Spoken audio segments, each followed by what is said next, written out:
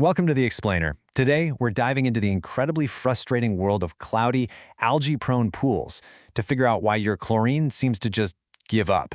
If you've ever found yourself dumping expensive shock after expensive shock into water that just refuses to clear up, and feeling like you're losing your mind in the process, well, you are in exactly the right place. We're going to figure out exactly what's going on in that water. Okay, here's our roadmap for today. We'll start with the chlorine-lock myth, dive into the science of cyanuric acid, look at the cryptosporidium threat, and finally go over fixing overstabilized pools. Let's get right into it. Part 1. The chlorine-lock myth, or why does the water stay green? You know, we've all been there. You test the water, you get a completely perfect free chlorine reading on your test strip, but you're standing there looking at a pool that resembles a green swamp. There's this massive disconnect between what the chemistry is telling you and what your own eyes are seeing. So, you scoop up a water sample, take it down to the local pool store, and inevitably, someone behind the counter confidently diagnoses your pool with chlorine-lock, right? They make it sound like your high levels of cyanuric acid have literally slapped a padlock on your chlorine, totally blocking it from doing its job. But is that actually what's happening on a chemical level? Does this lock even exist? To really bust this myth, we first have to define the actual problem we're dealing with. The scientific term isn't chlorine lock, it's an overstabilized pool. Think of cyanuric acid, or CYA for short, kind of like sunscreen for your chlorine. It protects it from burning off in the harsh UV rays of the sun. But if you apply way too much sunscreen, it just builds up in the water. Your chlorine isn't completely blocked, its sanitizing strength is just drastically reduced. It's essentially smothered. And that is a very different chemical reality than being permanently locked away in a vault somewhere. And you probably recognize the classic, infuriating symptoms of this. You manage to clear the pool, and literally a few days later, boom, the algae is right back. The water loses its sparkle and holds this stubborn, dull haze that all the brushing in the world won't fix. You end up feeling forced to shock the pool constantly just to keep things halfway clear. These are absolute telltale signs that your free chlorine target is totally mismatched with your CYA level. Part 2. The science of cyanuric acid moving from lock to equilibrium. Let's move past the pool store legends and dive into the actual science to see what is really happening at a microscopic level. Pool industry expert Rudy Stankiewicz really hit the nail on the head when he said chlorine does not become locked, it becomes buffered and constantly cycling between stabilized and active forms. If we look at scientific literature going all the way back to the 1960s, it reveals a process way more elegant than some rigid chemical lock. It's a dynamic, constantly cycling process. We're talking about molecules binding and unbinding in fractions of a second. In fact, when we map out the buffer intensity of cyanurate compared to carbonate alkalinity, it proves that CYA acts as a buffer. It is absolutely not a brick wall locking the chlorine away. It's a flexible chemical buffer reacting to pH and concentration levels. Actually, it acts a lot more like a giant sponge, holding on to the chlorine and then releasing it based on the surrounding environment. Let's break this down a bit further.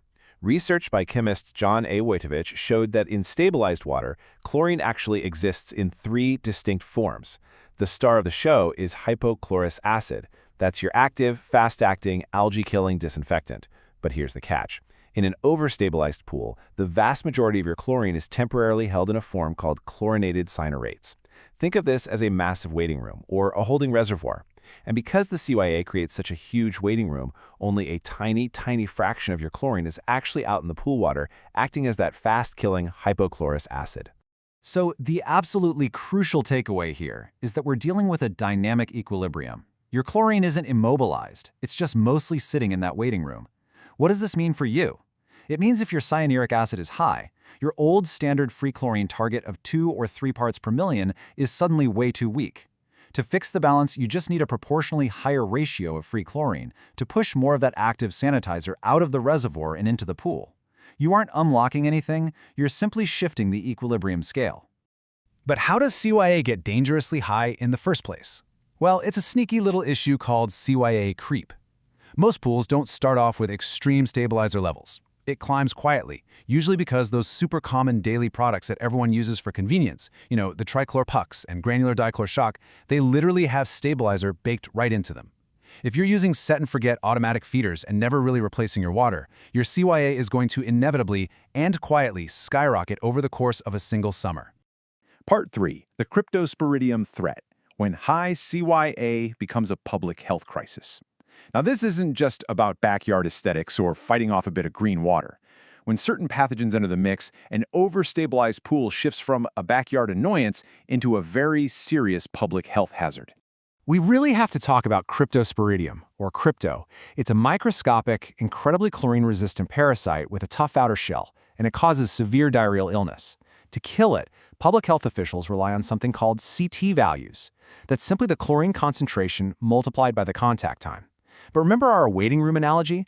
If your chlorine is heavily buffered by high CYA, your active hypochlorous acid is so incredibly low that you physically cannot reach the concentration levels needed to neutralize this parasite in any realistic time frame.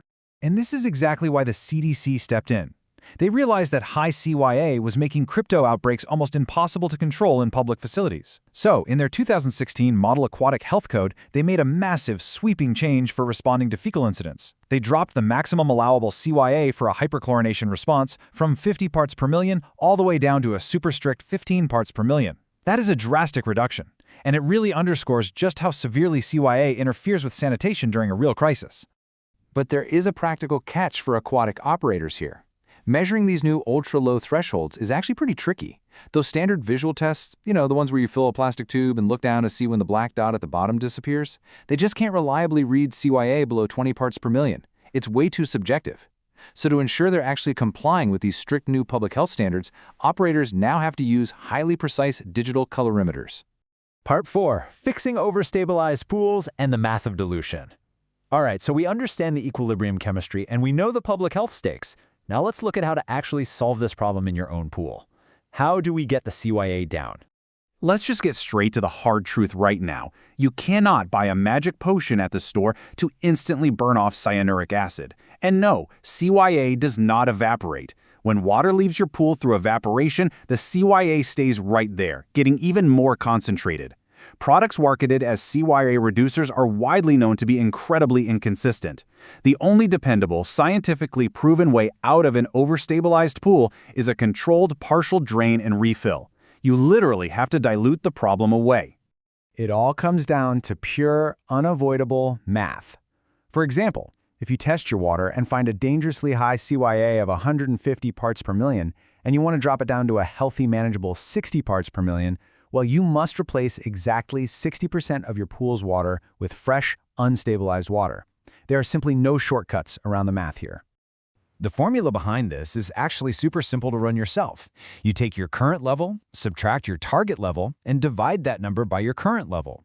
So if you're starting at 120 and want to hit 60, the math dictates a 50% drain. If you're at 90, aiming for 60, you're looking at a 33% water swap. It scales perfectly in a straight, linear fashion.